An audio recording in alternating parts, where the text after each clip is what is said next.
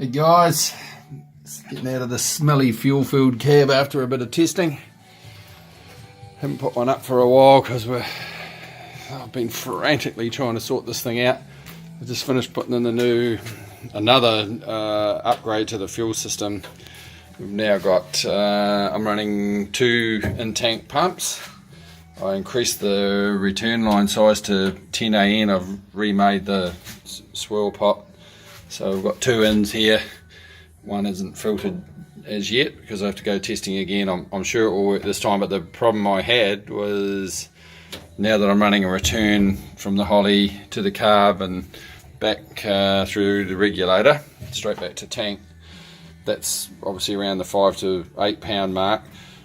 These are 40 pound pumps in the tank, so I couldn't run this return from the holley back to the catch tank. That would have solved the issue that showed itself, which was now I'm running a return loop from the carburetor at this Holley Blue. Just although the fuel flow from the single tank pump was more than the Holley, it still just couldn't keep up in certain situations. And when I went to Winton, I put a 3 pound fuel buzzer switch thing in the cab, and it was just after I'd done a burst down the straight, it just was intermittently coming on all over the place. So we needed more. We needed to keep this fuel pot chock-a-block the whole time. So I've purchased a 460 litre an hour Walbro pump, and I've put that in as well. So there's now one on one side of the tank and one on the other, and we're doing 800 litres an hour now to this swirl pot, so there's no way that will ever be empty. I was concerned that there would potentially, because the Walbro pump will make 120 pound, when it's in its fuel injection situation. So I just hooked up my Holley, or the fuel pressure gauge, just to make sure that I'm not getting any back pressure up against the Holley. I didn't want to stall the vanes or have any of that kind of drama, but that was the reason I increased the size of the return out of here. When everything's going full flow, I didn't want any pressure in there. It makes 1 pound when the Holley Blue's not running. When it's running, that gauge just doesn't even move. So the wiring's still hanging out there, but I put in some relays now as well, because there's a fair amount of amperage coming into this part of the car now, and I just ran a big fat hot lead out here. It was just easier to do it from here. It's just ironic that all the pumps can't run straight off the battery, but as you know, with these sort of cars, they've got to, when you flick the big red switch inside, it needs to knock out everything. So I just ran a red cable out to here, and basically this is self-contained, easy to unclip to take the tank out. Yeah, it's quite good, as it should be now. I had the right idea, it just wasn't good enough what I had. So anyway, the front end of this, you might not have seen that either yet. The upgrade was to put in a return reg. Got a Nero Flow one, so that comes straight off the fuel line.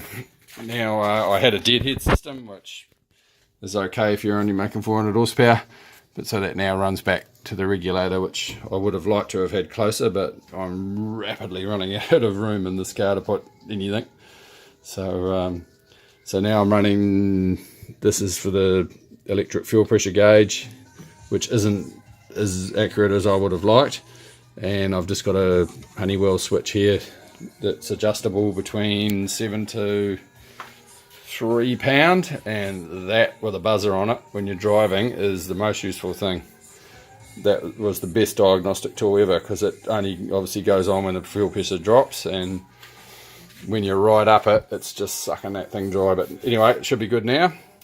So the other problem I had at Winton the other day testing, because that pretty much stopped me giving any kind of rev, so I pretty much packed up by lunchtime and came home, but there's a slight amount of oil in the catch can, which I'm just emptying. The tank was, so I've lost a few litres out of the tank, and I know the engine isn't using it. I pray to God it isn't. But I think the breather, I had to adapt, I'll show you that. I had to adapt the rocker cover to get over that girdle, You all know what happens when you start mucking around with these things. So it had the breather blocked off, but now the posi fits up this hole, which potentially is letting oil out. But I still think when you're under the brakes, and the more I've seen about these AFR heads, that could easily be filled with oil when you're under picks after a big rev down the straight. It's easy for it to pop out of there, and this hose runs forward. It's not a big hurdle to get over. You know, you only got to do that a couple of times, and next thing you've got a cup of oil. So we're I won't be using this fitting, but it occurred to me if I'm going to weld on another nipple, I'm going to need another 90. So yeah, we'll weld this. I'll do this with a step drill, and sorry, I'll do that with a step drill. Weld one on both ends. I didn't want to cut my nice rocker cover up, but hey, it's not working. So I'm going to run the tank to the front, and from the back I'll run back to the catch can. So the other one that I think could be possibly supplying oil to here comes straight from the tank. Now I moved this fitting and made a new lid last year because I was running it off the front here, which was just stupid because it was just pumping oil under brakes straight forward. So yeah, I still think, I doubt it's coming from there, but I still think oil potentially could get up that and into the catch can, so there's no reason that can't run to the rocker cover at the fitting that will be here, and the other breather will come from the back, and I'll run that up around here into that inlet. And hopefully after, yeah, if we get a run this week, we'll find out that there's nothing left in there this time. There's a nasty amount in there. It's quite a bit come out. I'm still just catching it now. So yeah, there's just a good couple 100 mils in there still. It's all clean oil. But yeah, anyway, we'll let that drain overnight. Yeah, so I put the fan back on. I haven't finished doing my new mounting. I had those stupid plastic things that pull through the radiator, which was, I knew to be wrong, but I did it anyway in a rush, and now I've got to clean all this up, and I'm going to bore some holes in there, but it's really rigid, and that just gives me a little bit of support extra. I think it's a little bit far away from the core at the moment, but yeah, we'll reset that up. I've got to take all this off again and make some holes in it, make it flow a bit more so it's not got this dead area here. But it kept really cool. I had no problem with that.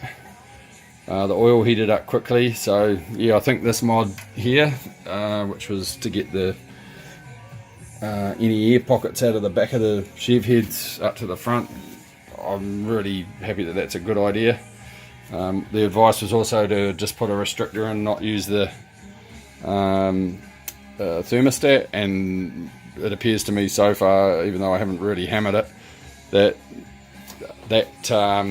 that just lets the whole system heat up quicker, it appears to me. So that's got to be a good thing, because you only get to sort of start her up and go out and grid up, and then you've got to hammer it, so that'll be great.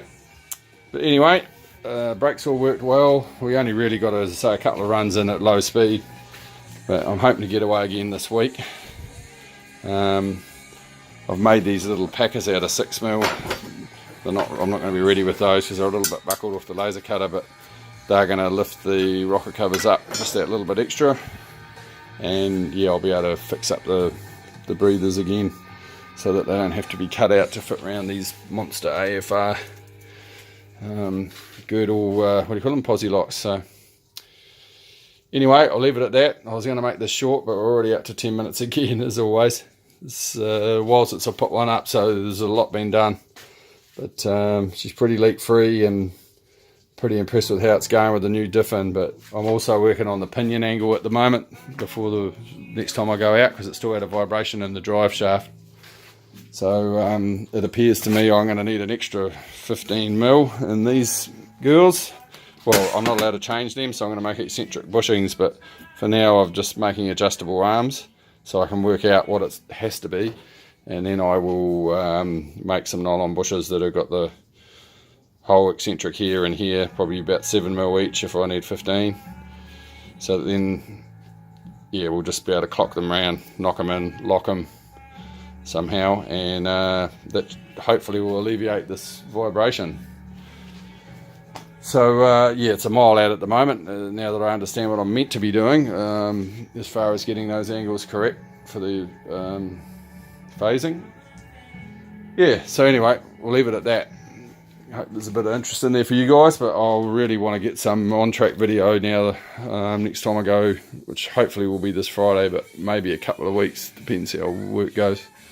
We've got a lot coming up, so I need a couple of favours from me boss. Anywho, have a good night. Ciao.